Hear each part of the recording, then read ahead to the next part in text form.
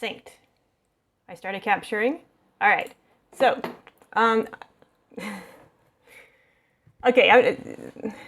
Let's talk about Logan Mailloux. I think I'm pronouncing his name correctly. This was published first on July 16, 2021 by Frank Saravalli in the Daily Face-Off. When Logan Mailloux was 17 and playing in Sweden, he was fined for sharing a photograph with his teammates, a photograph that he took of a girl without her consent. According to the details here, Mailloux was 17 at the time of the incident. The girl was 18. According to the 48-page investigation report from Sweden's North Region Polisen, Mailloux secretly photographed the victim without her consent or knowledge while engaging in oral sex. The next day, Mailloux shared the photo on the team group chat and Snapchat on the bus ride. According to the investigation, the victim was not identified in the photo. A witness interviewed said in the investigation the photo only made visible the hair of the girl. You saw that it was a girl and you glimpsed bra straps, according to the report. But when Mailloux shared the photograph with SKT teammates, according to the report, he also sent a screenshot of the victim's online profile, which identified her to teammates by displaying her photo, first name, and age. Okay, so it got back to her. She confronted him. He said he deleted the photograph from his camera roll because he didn't take it on Snapchat. Snapchat is an app that allows you to share photographs but also makes them disappear. So they are not saved in the app. They go and they come away. Other people can take screenshots of Snapchat in order to share them. I don't know if that happened in this case. In fact, I think it didn't because as far as I can tell, I'm not sure if the photograph was shared beyond that. It wasn't included in the police report, so I don't think the police found it. We just have this description. Again, the hair of a girl, you saw that it was a girl and you glimpsed bra straps, but you couldn't see her face. You apparently could not see any kind of nudity. I don't know if you could see, like, his dick, because it was a blowjob picture. It would be kind of weird, in my opinion. I don't know. Hockey guys are weird. Like, it would be kind of weird to share a picture of your dick to your hockey teammates, but maybe guys do that. She asked, okay, so you went to the police. She asked for about, $800 US plus about $3,500 US, one for offensive photography and one for defamation. And Sweden, she would get part of that money, even though it was a criminal offense. He was not arrested. They investigated, they interviewed a bunch of people, and then they gave him a criminal injunction and ordered him to pay about $1,650 US, which was less than what she was asking for. Okay, so the two crimes were offensive photography, which is in Sweden means taking a picture of someone in an intimate place, like an intimate setting, like a bathroom or a locker room, without their consent. The other one was defamation, which I don't understand. In America, defamation is usually when you spread lies about a person, and I don't see any allegations here that Logan Mailloux was telling lies about someone, but telling stories, but they were truthful stories. When asked why he posted the picture, he said he did not know. It was a stupid mistake and he did not think clearly. He said it might be a fun thing, but that it was a stupid thought that he deeply regrets. When it comes to this, it may have to do with the fact that he was new to the team and maybe wanted to show off for new friends in some ways. He was only on the team for a few days when this happened. He was 17 years old at the time, like I said. According to the report, the victim claimed Mailloux told her to send her the photograph to his teams as a trophy, and they did it because of pressure from the guys. She told them that it affected her badly. Mailloux told the investigators that she told him that she wanted to ruin his career. Logan explained the NHL draft is on the way and that she knows this and that it is sensitive. That happened in Sweden. His identity hadn't been revealed before now, mostly because he is a minor, or he was a minor at the time. He was 17. Now that he is 18. Daily Face-Off somehow got permission to identify him. I don't know why he gave them permission. He shouldn't have. That's a dumb thing to do, but they did. By Katie Strang and Corey Pronman in The Athletic. Logan says that I want to ruin his career. I have never said that. All I have wanted is to get justice for the action he has taken against me. If his actions ruin his career, that's up to him. It's not my fault. In The Athletic, she said, all I wanted was a heartfelt apology for his behavior. She said that she asked for him to send her a sincere apology in written form because she did not want to meet with him in person. She said she received a text that was no longer than 3 sentences. She asked for an apology. He did apologize in written form as she requested. But she decided, we don't know the content of those messages, she decided it was not sufficient, that it wasn't sincere enough to count. I don't know why. He has apologized in public several times. Let me see if there's anything else. He was drafted by the Canadiens in the first round. He was drafted with the second last pick, maybe the second last pick in the first round. And there's been huge blowback from it. There has been the Prime Minister of Canada, Justin Trudeau. He said he felt deeply disappointed by the team selection of Logan. Let me read you this article real quick. As a lifelong Habs fan, I have to say I'm deeply disappointed by the decision. I think it was a lack of judgment by the Canadiens organization. I think they have a lot of explaining to do to Montrealers and to fans right across the country. I feel like this whole thing has been overblown. That's truly my opinion. This was bad behavior, and it was criminal behavior in Sweden. It may not have been criminal behavior in other jurisdictions, but it's there. Some people have brought up the fact that she was 18 and he was 17, and that if they had been having sex in, say, California. In California, it would have been illegal for her to have sex with him. But they weren't there, so, I mean, it's kind of an irrelevant point. It's not a very serious offense. This is what it gets down to it. It wasn't an explicit photograph of her, which I think a lot of people don't realize. That is a detail that isn't being repeated. There's thinking people have been saying that he filmed her having sex, or that he took it. It was a picture that showed her hair and like her shoulder. It didn't have her face in it. They knew who it was because he told them who it was. Here's something I want to talk about here. I got this off Twitter, and I'm not going to name the person who I got it from because I don't want to put them on blast. Talking about his victim, it says, "What about her? What about the victim in all of this? Where does she come in? When does she move on? She never will. This is something that's going to be with her for the rest of her life, and that'll never go away.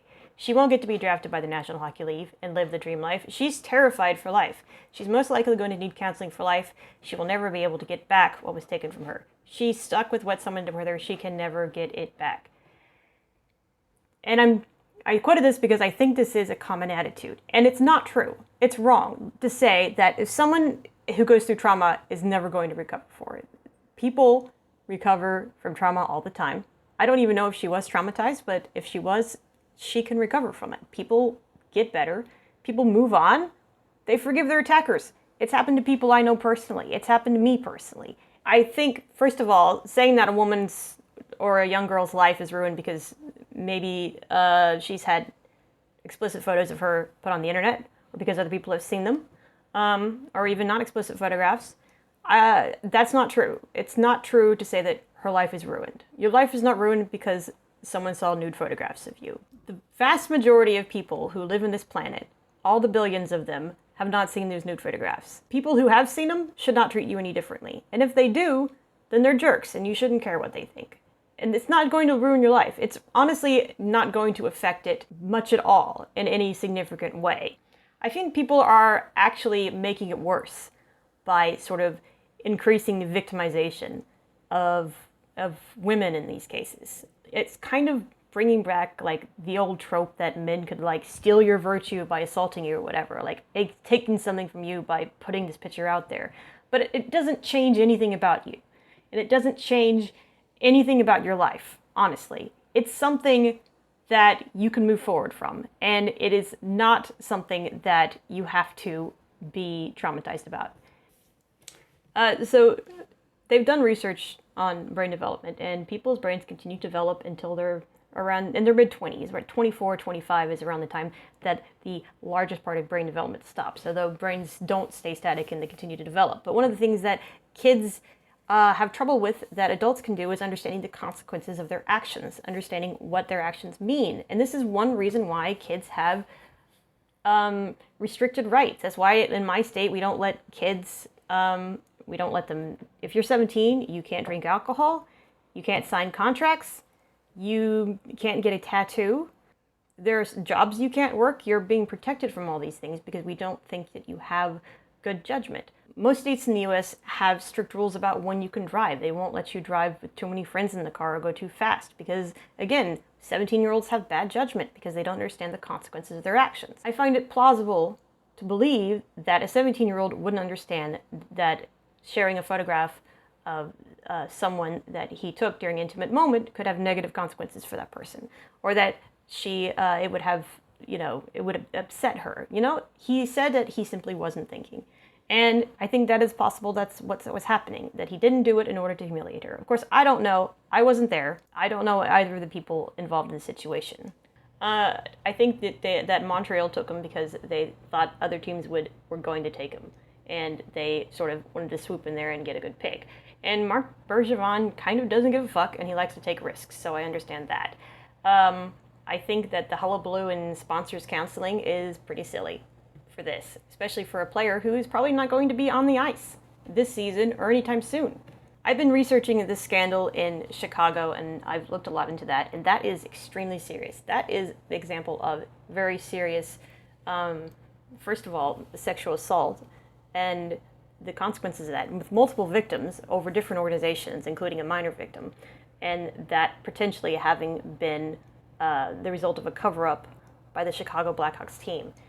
That is a very, very serious situation, and one that will probably result in, it could possibly result in serious sanctions for the Chicago Blackhawks team. People are equating it to Logan Mailloux, and this is not the same at all. I think it is really dismissive and disrespectful to make this offense and to equating it with allegations of rape and serial sexual assault when it's not.